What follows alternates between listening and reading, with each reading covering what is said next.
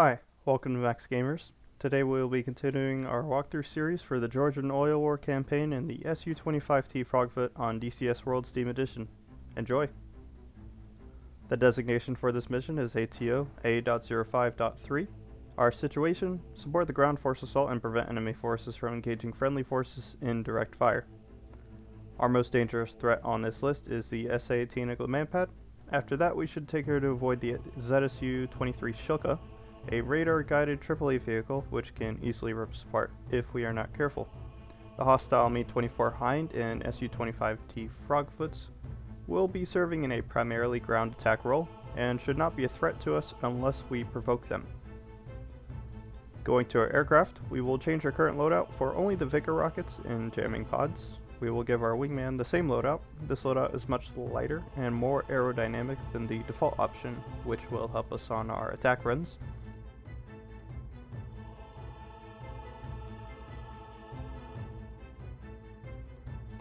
Here you can see me change my mind at the last second and add some fragmentation rockets to eliminate soft targets like the Su25T command pads if the opportunity presents itself.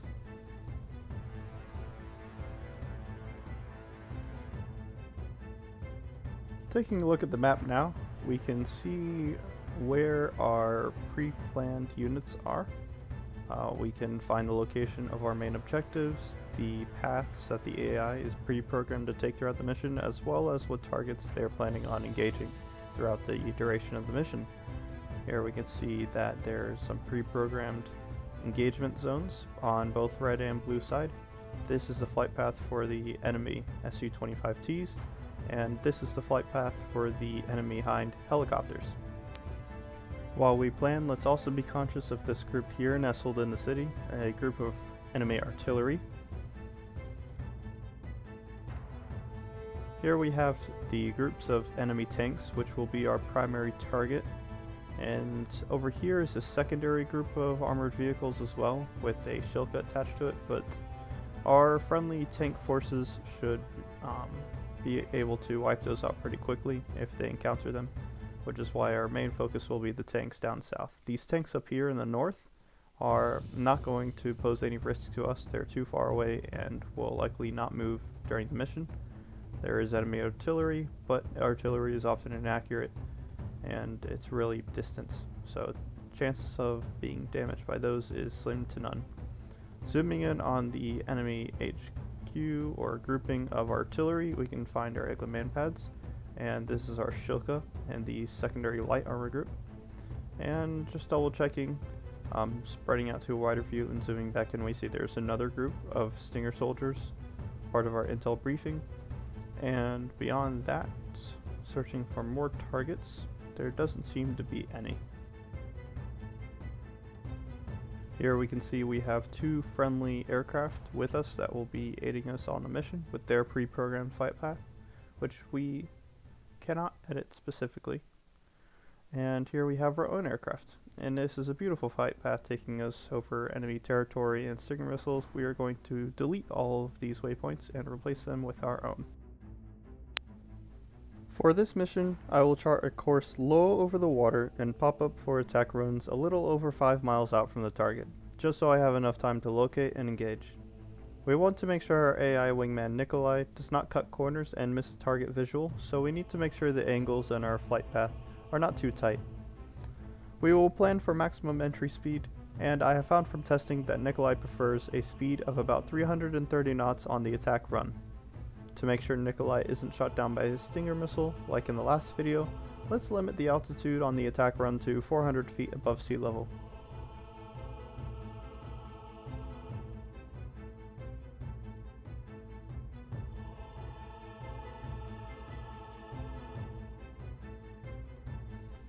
To make Nikolai target the enemy tanks, I will use the in-route task option called Search Then Engage in Zone. Then I will select Tanks.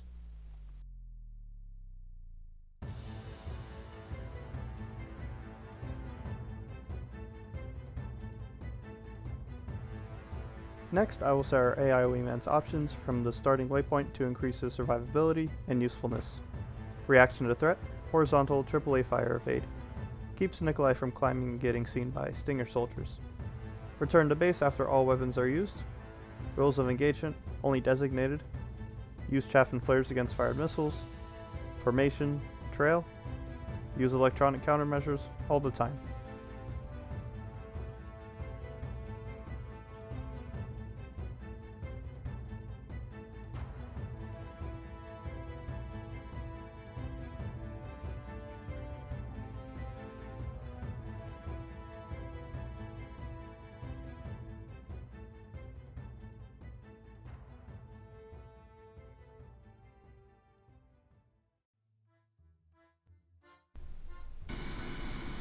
Here we'll do another normal takeoff roll. Looking back, checking our wingmans, pulling up the engines to max throttle. Rolling forward without crashing into Nikolai. And rotating at 250 kilometers per hour. Keeping 10-degree nose-up angle. First notch of flaps pull out at 300 kilometers per hour. And second notch of flaps pull out at 330 kilometers per hour.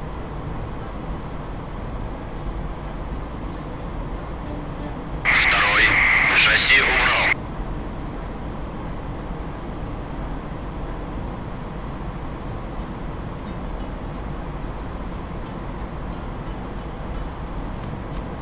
Второй. Занимаю строй.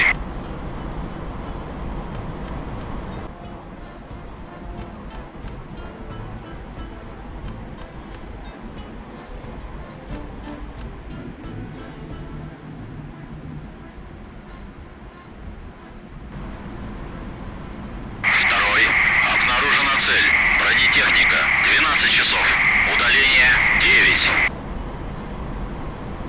Here you can see a target labeled SA-13. Ground forces to 105. Второй. Обнаружена цель. Объект ПВО. 12 часов. Удаление 8. Smoke now. Out. I've chosen to engage this one first because it is an IR missile air defense target. And for a moment the tree blocks the way of the missile, so I have to bank hard left to move the camera out of the way, because the missile does follow exactly where the box is. Now that the target is destroyed, we get kind of close to the tanks and decide to turn out to the sea. A few rounds hit the aircraft, but that shouldn't really be an issue because the Frogfoot is tough. And as you can see, we don't really lose any instruments or equipment.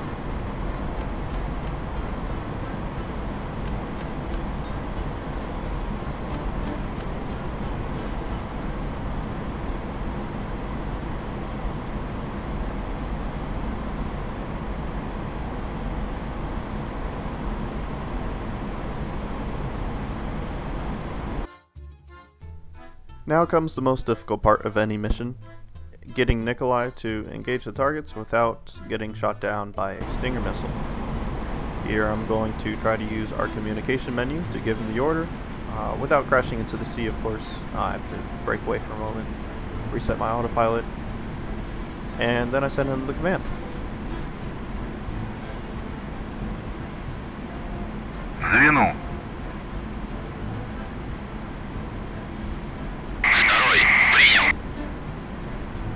Now it's time for us to make our rocket attack in the usual way. Going in at max speed, releasing the first rocket with the most energy, and then slowing down the aircraft as much as possible.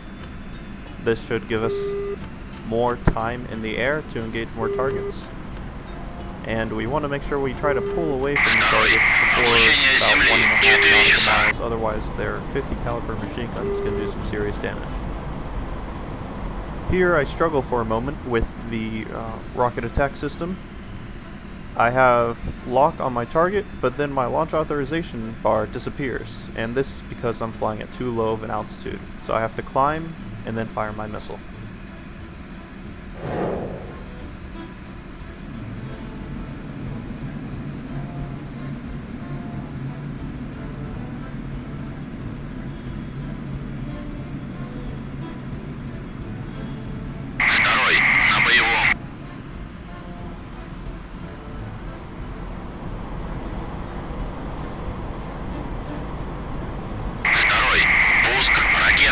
While we're turning away from our first attack, let's spectate Nikolai to see how he does on his first attack run of the mission. Второй.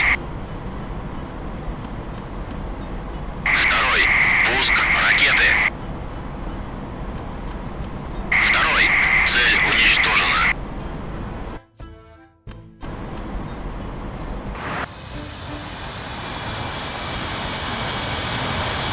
Второй. Облучение Земли. 10 часов.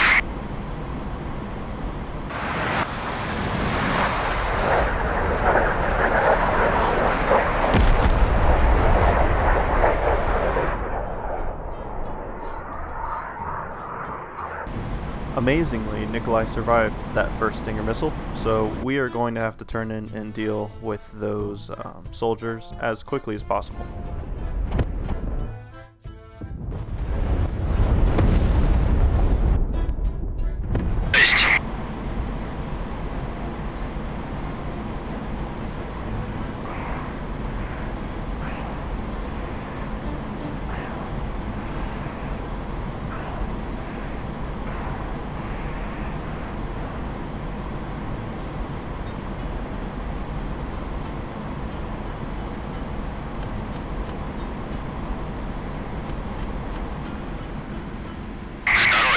Облучение Земли. 4 часа.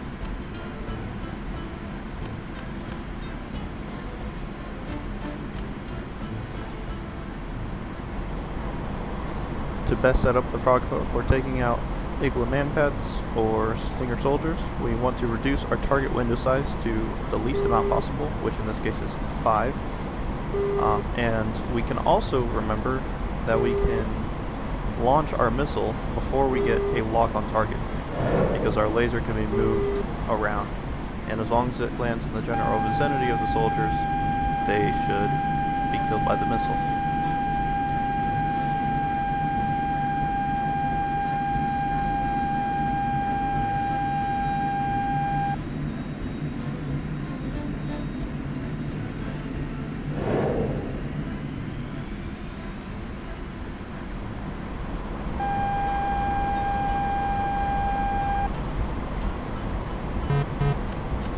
So what happened there was that our camera was not locked onto a target when we fired the missile, but when the camera got close enough and higher resolution, it automatically locked onto an artillery piece that was firing instead of the Stinger soldier, which makes sense because it's much harder for the camera to distinguish a person from a tank. And because of that, the missile was thrown off track towards the artillery piece for just a fraction of a second, long enough for it to miss the Stinger soldiers, even though that's where I readjusted the camera too. That means I had to fire a second shot, and eventually that one landed, but we were so close to the enemy now that it was a very high risk maneuver, not very recommended to fire on targets that close in the cockpit. But if you end up in that situation, just do what I did, flare like crazy, keep a tight turn at a high speed, and just escape at a low altitude.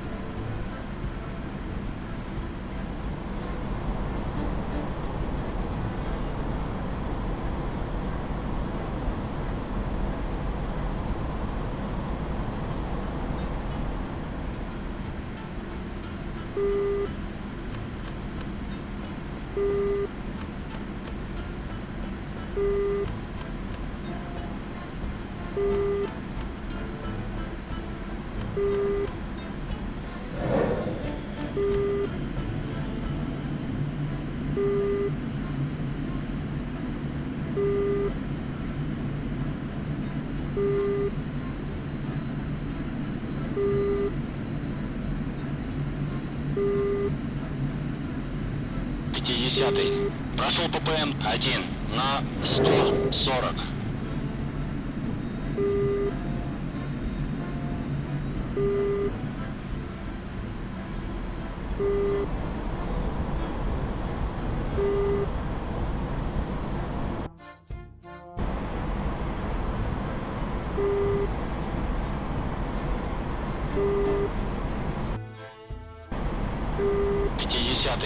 Наблюдаю воздушную цель от ориентира 3.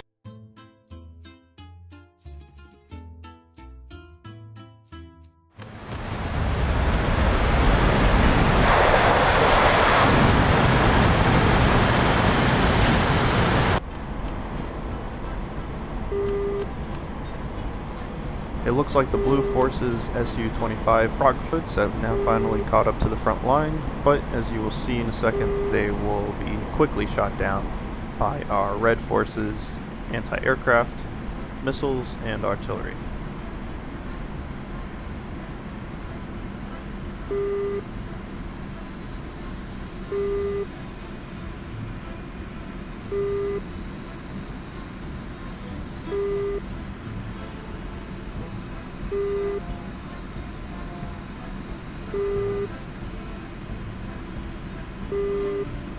On this attack run, I don't have a visual on the target, but my camera seems to lock onto it anyway. Because it's behind very tall trees, I pitched the aircraft really high nose up to try to clear the view of the trees, but I'm just fractions of seconds too late and the missile hits the tree.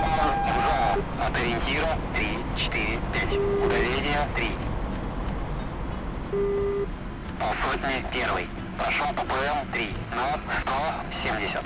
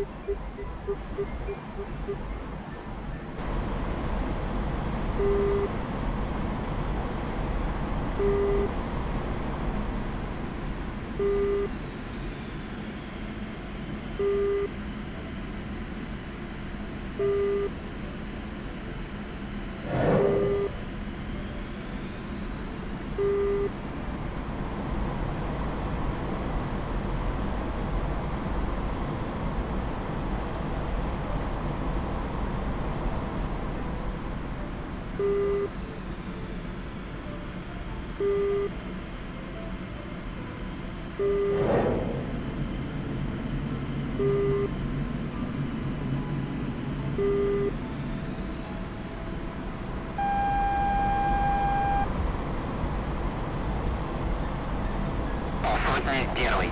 Прошел ППМ 5 на полсотни.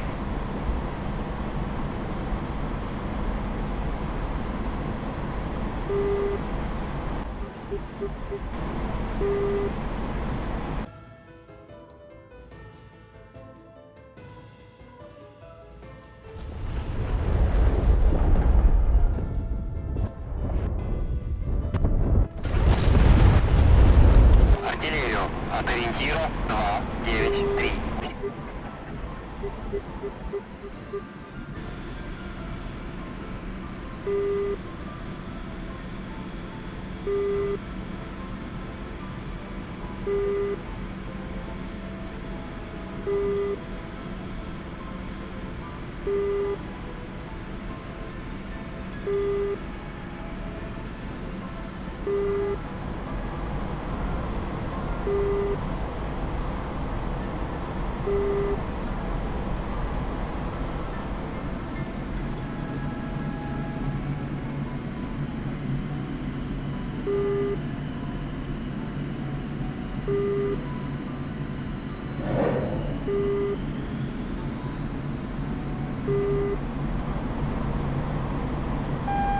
If you're wondering what happened to Nikolai partway through the video, after he was hit by that missile but survived, he decided to return to base, which in all honesty is not a terrible idea, but good for him for destroying those two targets.